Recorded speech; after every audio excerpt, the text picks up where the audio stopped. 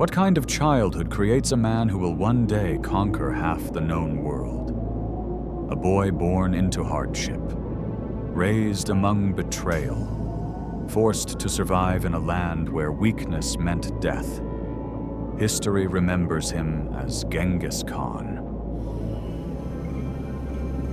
the ruthless conqueror of the Mongol Empire.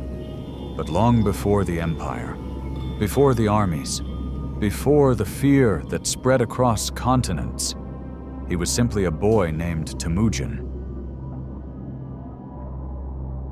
A boy abandoned by the world, and the shadows of that childhood would shape one of the most powerful and feared leaders in human history.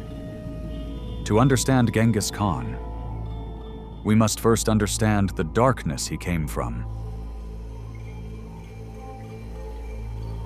Temujin was born around 1162 in the harsh Mongolian steppes. This was not a world of cities or comfort. It was a world of tribes, survival, and endless conflict. His father, Yasuge, was a tribal leader, a strong warrior, but power in the steppe was fragile. Alliances changed quickly, and enemies waited patiently. When Temujin was only 9 years old, his father was poisoned by a rival tribe. And with his death, everything collapsed. The tribe abandoned Temujin's family, his mother, his brothers, his sisters, left alone in the wilderness, no protection, no allies, just survival. Temujin's childhood became a fight for survival. The family hunted small animals. They gathered roots. Sometimes they starved. And hunger changes people. One day, conflict erupted between Temujin and his older half-brother, a dispute over food, over control, over survival. Temujin made a decision that would haunt history. He killed his own brother, not as a conqueror, but as a desperate boy trying to survive. Violence had entered his life early, and the world around him only grew darker. Soon after, Temujin himself was captured by a rival tribe, chained, humiliated, treated like property. But the boy who grew up abandoned refused to remain a prisoner. One night, he escaped. That escape changed everything. Temujin learned something important about power. Loyalty was stronger than blood. The man who helped him escape was not family, but Temujin never forgot him. From that moment forward, he began building something unusual for the Mongol tribes. A following based on loyalty, not lineage. Warriors who chose him, not because they had to, but because they believed in him. And slowly, the abandoned boy began transforming into a leader.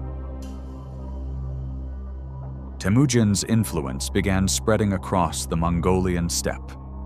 But unity in the steppe had never existed before. Tribes fought constantly. Betrayal was common. Trust was rare. Temujin fought battle after battle, not just against enemies, but against the chaos of the steppe itself. And slowly, tribe by tribe, he conquered them. In 1206, something unprecedented happened. The Mongol tribes gathered, and Temujin was given a new name, Genghis Khan, meaning universal ruler.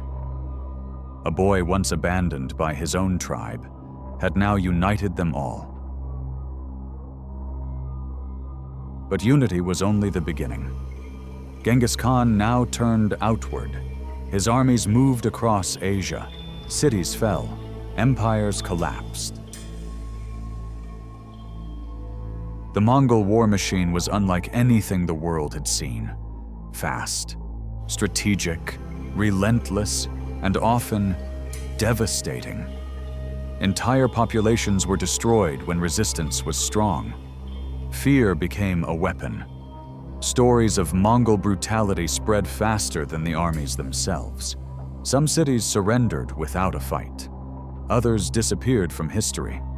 Genghis Khan believed harshness created order, but history still debates the cost.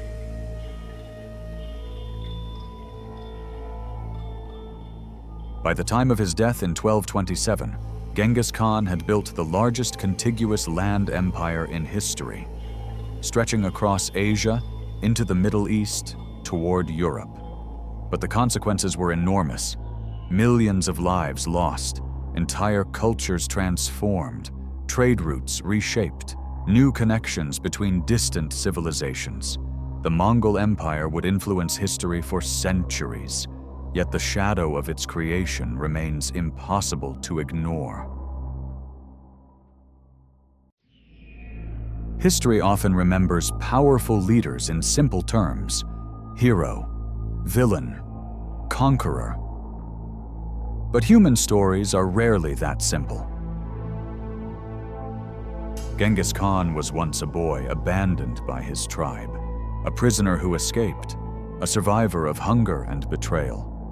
Those early shadows shaped the leader he became, not to glorify the violence, but to understand it. Because sometimes the darkest chapters of history begin with the struggles of a single child trying to survive.